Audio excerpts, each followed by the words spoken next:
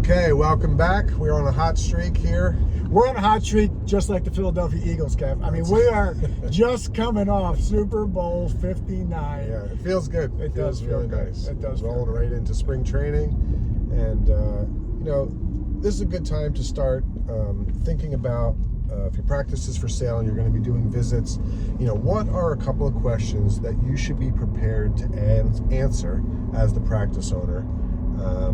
At a first meeting. Yeah, at a first meet with a potential buyer and they come in and you sit down in the waiting room and, they start asking you questions. So I'll ask you, Dr. McGonigal, what are you going to do? What's the transition look like for you? How long are you going to stick around? This question comes up 100% of the time. The buyer wants to know, what are you willing to do in terms of a transition? I think it's a great question. It's a really important one.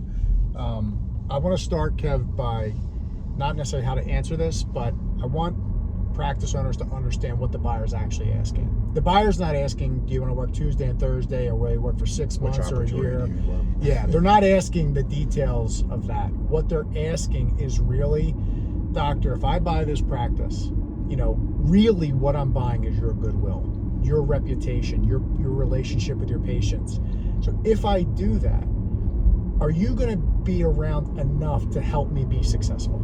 That's what they're asking. Right. Like, are you committed to trying to make this a successful transition? And so what I tell my clients is, unless there's a very specific reason where you have to be out in 90 days or a medical issue, or, you're demanding that you have to be able to stay for a year, that's different. Then we would set those guidelines long before the first visit, frankly, for us. But let's assume that's not.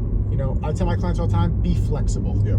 And answer with a flexible answer. And that could just sound like, Kev, you seem like a great guy. I love this practice. I've been here 30 years. I like my team. I like my patients. The legacy of the practice is important to me. So, what I want to do is make sure that whoever buys this is successful. Right. And so I'm willing to work with you to figure out what that looks like. So, my suggestion is, let me know, Kev, what would work for you. And then, my guess is we'll be able to figure out a way to make sure you're successful. Yeah. I was just going to say, this is kind of the whole ball of wax, right? Transferring this goodwill That's what's happening here. right. Yeah. And it's what makes people most nervous. It's not so much, yes, the revenue and all those other details that come up, they're all important, but not only is this, typically 80% of the purchase price, it's the part that kind of makes or breaks what happens after the transaction happens. This is, in my opinion, what the buyer is really paying for. They're paying for your support through this transition process to make sure that everyone is in the best position possible to be successful going forward. Yeah, no, 100% agree. Well, now it's your turn. Okay. So the second question that you're going to get in, I would say 100% of these meetings is, tell me about your staff. Are they going to, do you think they're going to stay after the sale? Well, at this point, we haven't shared anything with the staff. Everything's confidential, so they don't necessarily know the practice is for sale. But what I can say is, everybody seems to really enjoy working here. They've been here for, a variety of time lengths. Some have been here 20 years. Some are a few months. But everyone seems to really enjoy working here. We haven't had anybody really quit or leave in a while. And my impression is that they like me, they like these patients, and they all need jobs and would like to continue working. I think if we do a good job of transitioning correctly and we're on the same page, there's no reason that anybody on the staff would be running for the doors. Yep, great answer.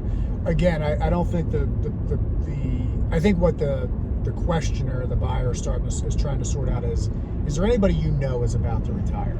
And if there is, we should discuss. I was going to say, it's always good to disclose what you know. You might as well just put it out there because eventually someone's going to find out or figure it out, and it's better to just be upfront about those type of things and address them early on in the process. Maybe it's not a huge deal. Maybe it's something that we can work through, but it's better to just share what you know and be honest, but less maybe wishy-washy, Yeah, less wishy-washy, or maybe I'll give you, Kev gave you a good example of how to answer it. I'll give you a good example of how I've seen doctors answer this, which I would advise against. sometimes they get that question and the owner says, I don't know, Kev. I mean, listen, they don't know about it. I haven't told them anything. I don't know how they're going to react. I mean, maybe they'll stay, maybe they won't, but I can't promise anything. Yeah. I mean, that answer, which is a real answer I've seen at the meeting. You're exactly right. I mean, right away the buyer's on their heels, and you might not even know anyone's leaving, right, but you've certainly answered in a way that automatically starts to bring some doubt or additional risk into the picture. In the early stage of the process, we're always trying to keep people from ruling themselves out before learning more and more about the practice. So again, share what you do know, which is that your staff seems to enjoy working here. Everyone has a good time. We get great Google reviews, all the positive things that let someone know that if this goes well and we have a smooth transition, there's no reason that you would need to be replacing staff next year. I guess the way to sum it up is there's probably nothing you're going to say in either one of these two answers that's going to have a buyer say, that's it, I'm buying this based on that answer. Right, but you could definitely answer this question, one of these questions or both of them in a way scare somebody off, where the buyer says, you know what, I don't think this is the right fit. Right. And unintentionally answer a question in a way that has a buyer say, you know what, it's not the right fit for me. All right, good stuff. It's good to be back. Yeah, we're getting everybody lined up. Make sure that you're doing the most you can to prepare for your practice transition, and we're here to help. So we look forward to hearing from you. All right, thanks. Have a good one.